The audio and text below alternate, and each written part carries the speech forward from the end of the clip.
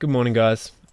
Today in this tutorial, what we're going to talk about and what we're going to do is just fix up a couple of little bugs and loose ends in everything that we've created so far.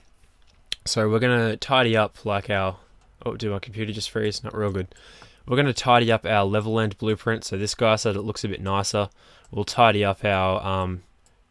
not that one. Where is it? Our checkpoint BP. We'll make this look a little bit nicer, maybe like we might add some text above it or something like that. We'll also make our enemies look a bit more spooky or something. And we've just got a couple of little bugs to fix as well. So one of the first ones that I just want to point out, it's not necessarily a bug, but just something to be aware of. In your main menu, if you look at the on-clicked event, we get feedback and then we have set up save data.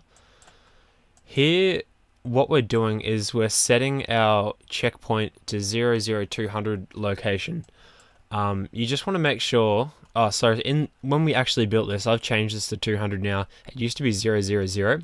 You just want to make sure that, because when you click that button, you're opening the hub world, you want to make sure that whatever transform you've set in here is the appropriate transform for your hub world. I found out before that when I had this 000, I was spawning into my hub world and I was spawning through the floor. So that's just something that you want to be aware of. So make sure you set this up to whatever your hub world, whatever's appropriate to your hub world. Same thing goes with the level end BP here. So when you end the level like this, you're setting the checkpoint to 00100, must have been the default. So that's fine. I might just change that to 200 so it's the same as the others and it's consistent. And then we're opening the hub, so you'll want to set that up on your level end as well. Now when you go to the level entry, when this level opens down here, this is actually going to open, it'll open the level that you've defined, selected there, but it'll also, when you begin play, it'll set you to whatever your last transform was, I believe, unless we delete the transform here somewhere. No, we don't.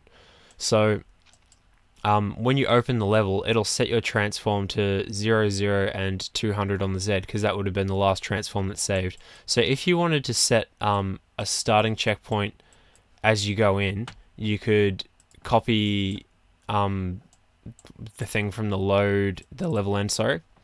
So you could load the checkpoint, save the transform, and then save the checkpoint. So you just copy this, and then just paste that in here like that.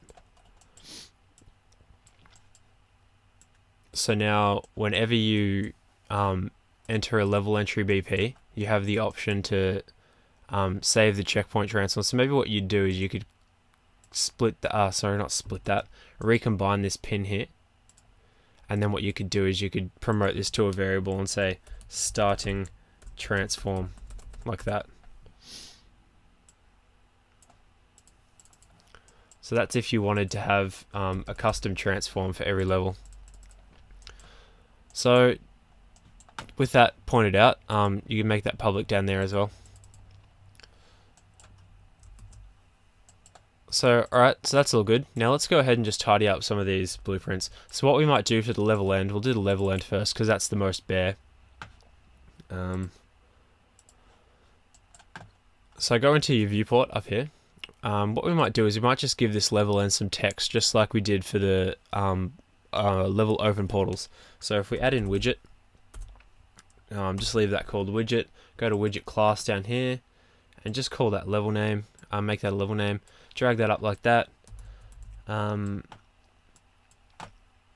If we go to the construction script, no, we want to go to begin play. So go into your event graph and then just type in begin play up here. And you know what we might do? We might just go over to the the level entry BP and just copy all the code that we've put in here. So set up widget text, this bit here. We just want to copy all of that. So we can just grab this, copy, paste like that, set up widget text. Now open that up, promote the text display to a variable because it's not a variable in this blueprint. So we'll open that up, set that to a variable, set that to... We don't even need that to be public actually. We'll just call that finish because that's all we want it to say. Now the text color and opacity, I guess we can promote that to a variable as well. We might make that one public because we might want to change the color of that depending on the color of the level. But let's just make it black, I guess. Like that. And now if we go to the viewport, that's still going to look the same because it's on begin play. But we also want it to look at the player as well. So we'll copy the timeline and the update widget rotation and then add that to level end over here like that. Now is that timeline? Yep, that's fine. And the update widget rotation, looks like everything's fine in that as well. Okay, so let's just check that that works. So this is our ending portal. We're spawning in, finish. Beautiful, and there's another one over there like that. Okay, so what we might do is we might add a little platform to this guy as well. So if we go into our checkpoint BP, let's copy that disk. Just click on it and just press Control C, go into level end, hit Control V, and now we've got a disk for that as well. We can probably go to the sphere overlap and tick hidden in game now, because now we kind of know where the level end is because we've got the disk. And maybe for the level entry BP is we might also add the disk in this one as well. But this one seems to be a lot smaller. Let's have a look at the overlap. So this is 250 radius for the end. This one, I have mine set to 75. I'm going to change that to 250, so that's the same. And what about the particle systems? We can make the particle systems a bit bigger, so maybe I can set that to like a 5. Yo, that looks spooky. Or maybe a 4. And just move that up a little bit so that it's more in the center like that. Maybe 3. 5 seems to be a bit overkill, or 4, or whatever. So 3 scale for the particle system, 250 for the overlap volume, and that's what we'll do here for the level end as well. So 3 scale for the to steam, 250 for that, and then you could probably give this a color. So what if we add in a point light like this, and we just change that to green? I guess that'd look cool because it's the end. Like you want it to communicate, oh, this is where you want to go, and change the intensity to like something like 20,000, so it's a bit brighter. By the way, you could do this however you wanted. Like this is just my quick, cheap way of making this look like making it look like a pretty game, you know? Like you could literally add whatever you want to the portals. If you're good with materials and things, like you could have some cool as hell like door thing. If you wanted, you could download some of the like infinity blade effects from the marketplace, and you could use like some of the particle portals that they have in there. They have some really good ones, but I'm just going to leave this like this, I reckon. So let's just have a look at that. These are our level starts over here now. They're looking good. Now they're red because they're still locked. And then we have our finish over here, which is looking good, looking nice and green. I might just move that text up just a little bit. Where is it? Widget. So that's up to, let's change that to like 400 perhaps. And then let's just have a look at where the text is on the level entry BP, and we'll make sure that they're the same. So that's only at 250 here, so let's change that to 400. And this one is only half of the scale too, so I might change the scale of that to 1, like that. 1 at 400 height, and 1 at 400 height. Okay.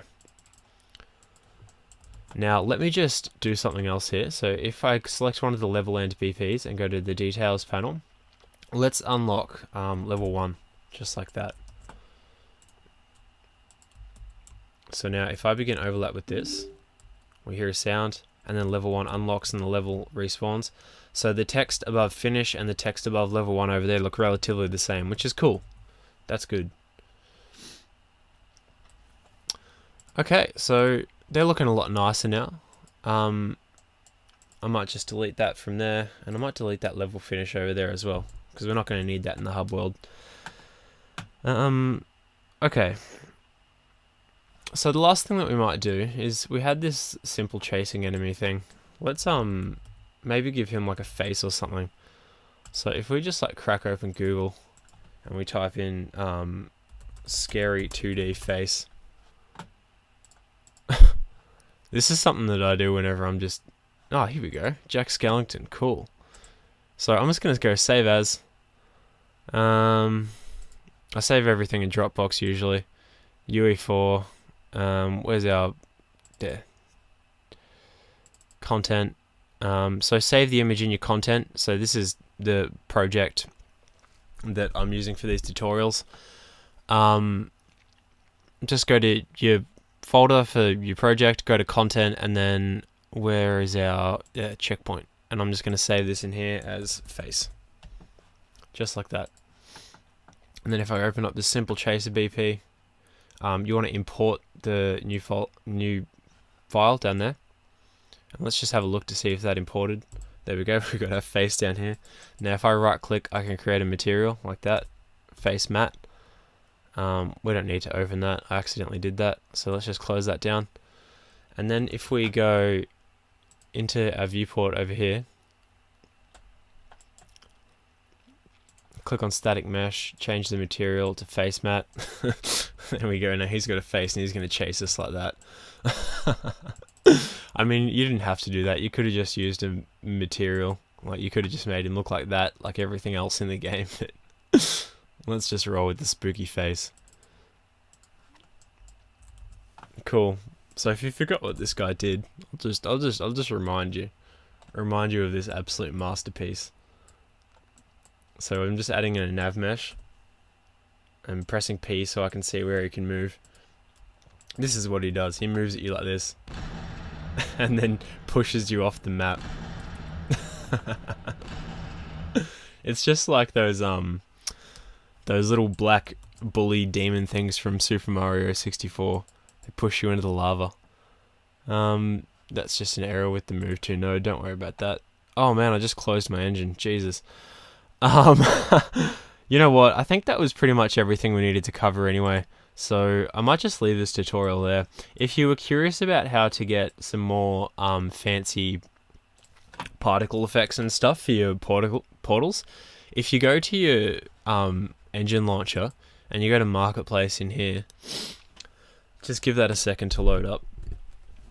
You can download a bunch of cool particle effects from here. Like, I know the Infinity Blade assets are really good. There's one called Infinity Blade Effects. There's also some other ones called like Advanced Magic something rather, which is, I know it's free. So if you go up here and type in search products and then type in Infinity Blade Effects and then hit enter, there you go, Infinity Blade. So you download that or however you do it, and then you go into your library up here, and then you'd go down into all of your different effects down here and you just find it. So for me it's Infinity Blade Effects, and you'd go add to project, and then you'd click your project and then go add to project like that. Another good one I know is Advanced Magic. That's got a lot of really cool effects. I think that one was free. And there's also some other ones, like I've got this one down here called Lewis's Particle Toolkit. I think that one was free as well. But just have a look around and play with them, you know. I might leave that one here, guys, and in the next one what we'll do is I'll go through and I'll design a level to show you how you could use all of these different assets and the kind of things that you could potentially create with them.